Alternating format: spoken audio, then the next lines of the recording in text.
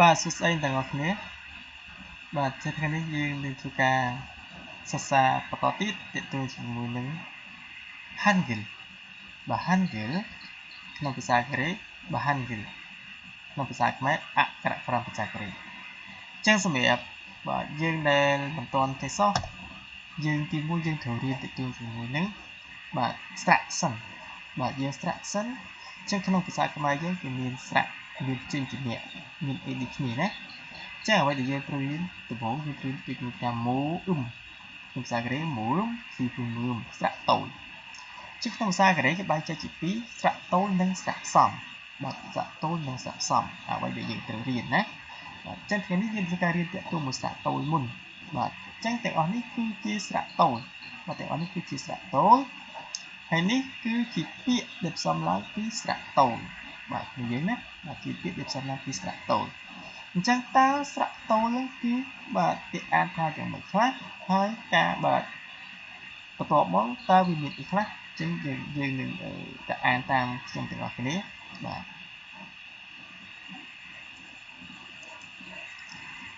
អូខេអញ្ចឹងយើងមើល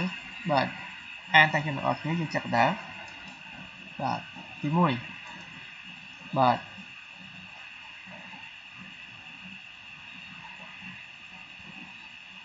បាទអែ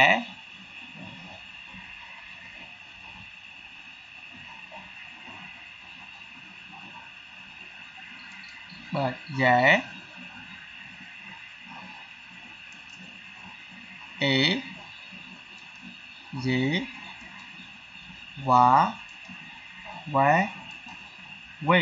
បាទទាំងអស់នេះគឺបាទសំទោសមិញជានិយាយសាក់តោះលោកយើងនិយាយសាក់សំបាទចឹងទាំងអស់នេះគឺជាសាក់សំបាទណាអែយ៉ែអេយេវ៉ាវ៉ែវេបាទវវេវីអ៊ឺបាទចឹងទាំងអស់នេះគឺជាសាក់សំណាបាទជាងនេះគឺសាក់សំបាទអែយ៉ែអេយេវ៉ាវ៉ែវេវវេវីអ៊ឺបាទជាអ្នកអស់គ្នាអានតាមខ្ញុំមកអែយ៉ែអេយេវ៉ាវ៉ែវេវវេវីអ៊ឺបាទជាក្នុងនោះអ្នកទាំងអស់គ្នាប្រសិទ្ធជាអ្នកអស់គ្នាអត់ចេះស្រៈបាទស្រៈទេអ្នកអស់គ្នាអត់អាចបាទរៀនទៅមុខបានទេបាទចំណុចដែលសំខាន់អ្នកអស់គ្នាត្រូវចេះស្រៈសិនបាទអ្នកអស់គ្នាត្រូវចេះស្រៈបាទជាយើងមើលបាទចេះស្រៈក្នុងនេះឲ្យស្មើសារបាទស្រៈផ្សំចេះស្រៈផ្សំយើងគឺមានតែមួយតួ12 4 6 8 10 11ណាបាទចេះទាំងអស់គ្នាត្រូវតែទន្ទិញឲ្យចាំស្រៈទាំងអស់នេះទី1ទិញឲ្យចាំទី2អ្នកទាំងអស់គ្នាត្រូវស្គាល់អក្សរថាតើអែគឺស្អីយើងមើលអែអ៊ុំ1ដល់ពោះកណ្ដាល1យ៉ែពោះកណ្ដាល2បើយើងចេះអែយើងចេះយ៉ែអញ្ចឹងបាទបាទអញ្ចឹងបាទយើងមើលអែពោះ1យ៉ែបាទពោះ2ដល់ពេលអេបាទអេយើងមើលបាទអេបាទជាងបាទអេបាទអេអែយ៉ែអេយេបាទយេយើងមើលយេតែយើងចេះអេយើងចេះយេណាដល់ពេលវ៉ាវ៉ាវ៉ែវេទីយើងមើលបាទអូអាវ៉ាចឹងក្នុងសំឡេងអូសំឡេងអូយើងមាន3មានអូបាទអូ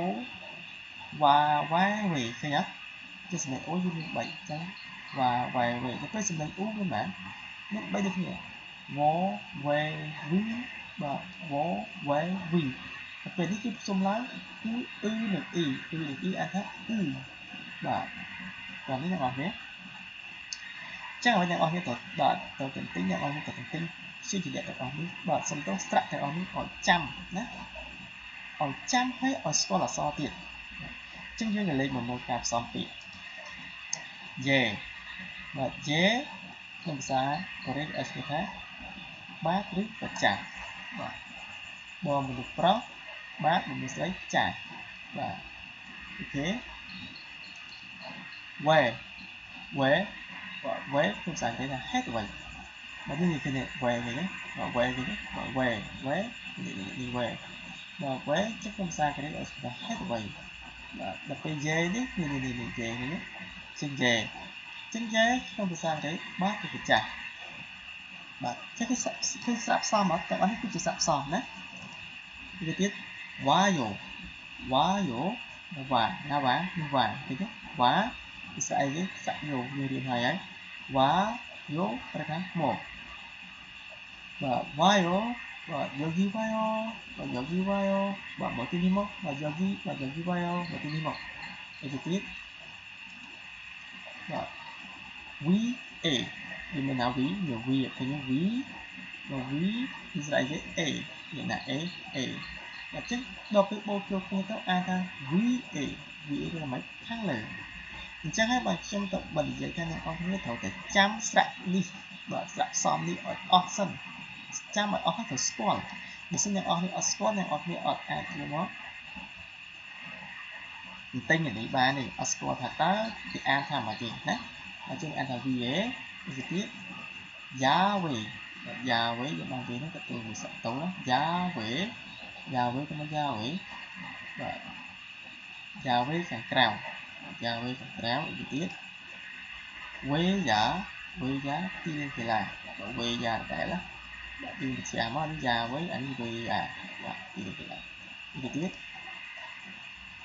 Yehu បាទ Yehu បាទណា Yehu នេះ Ye វាស្អីគេគឺអានចូលគ្នាទៅអានថា Yehu បាទ Yehu គឺថាសុភាពវាទៀតបាទ Hey អានេះអត់អានអ៊ឺទេណាចានេះអានថា Hey Hey បើថាម៉េចអត្តន័យបើ Hey បើថាអត្តន័យបាទវេការគិតមិនដល់បាទវេការគិតមិនដល់បាទអញ្ចឹងយើងមើលនេះស្អីគេបាទគឺមានឃើញទេនេះស្អីគេវេណាវេបាទវេចឹងតែពេលបូកចូលគ្នាទៅអាចថាវេការគិតមិនដល់ចឹងបើសិនជាអ្នកនរគ្នាមិនចាំអានេះទេអត់ចាំស័ក្តិសមទេអ្នកនរគ្នាគឺមិនអាចអានអានេះបានទេចឹងអ្នកនរគ្នាត្រូវតែចាំស័ក្តិសមនេះឲ្យចាំបាទចាំស័ក្តិសមហើយត្រូវស្គាល់ថាតើស័ក្តិនីមួយហ្នឹងបាទឃើញស្គាល់ហ្មងបាទគឺថានេះអែយ៉ែឃើញទេយេបើយេថាមកយេបាទចាស់តែបើសិនជាថ្ងៃទៅមុខទៅអ្នកនរគ្នាបាទអាណាបើពីណាឡៃទៅមករកអាចអយកទៅចឹងណាអញ្ចឹងហើយបានអ្វីដែលខ្ញុំត្រូវរៀនគឺអ្នកខ្ញុំត្រូវរៀនមូលដ្ឋានគ្រឹះរបស់អ្នកនរគ្នាឲ្យចេះហើយចាំទៀតចេះហើយចាំបាទអញ្ចឹងបើសិនអ្នកនរគ្នាថាចេះមកអ្នកគាត់ចេះតាមអានតាមលំដាប់អញ្ចឹងអ្នកនរគ្នាអត់ចាំអក្សរហ្នឹងបើអត់ស្គាល់អក្សរក៏អ្នកនរគ្នាអានអានេះចេញអត់អានអត់ចេញទេអញ្ចឹងបើខ្ញុំនិយាយទៀតអ្នកនរគ្នាត្រូវតែសរសេរឲ្យបានចាំបាទចាំហើយស្គាល់អក្សរទៀតអែយ៉ែអ៊ីយីវ៉ាវ៉ែវីវ៉វ៉េវីអ៊ីអូខេបាទបន្តមកទៀតយើងចូលបាទអានមកយេបាទចាវ៉េហេតុអ្វីវ៉ាយោមកវីយេខាងលើយ៉ាវ៉េខាងក្រៅវេយ៉ាទីលានកីឡាយេអ៊ីសុភាពហេអ៊ីអត្តន័យអ៊ីវេការគិតមិនដល់អូខេចឹងមានតែប៉ុណ្្នឹងទេបាទអញ្ចឹងយើងចប់ស្រៈផ្សំទាំងអស់នេះហើយគឺមានការចូលស្រៈតូចបន្តទៀតបាទអញ្ចឹងសូមធ្វើការទិញឲ្យចាំឲ្យស្គាល់ទាំងអស់ដើម្បីយើងងាយស្រួលក្នុងការបន្តរៀនបន្តទៀត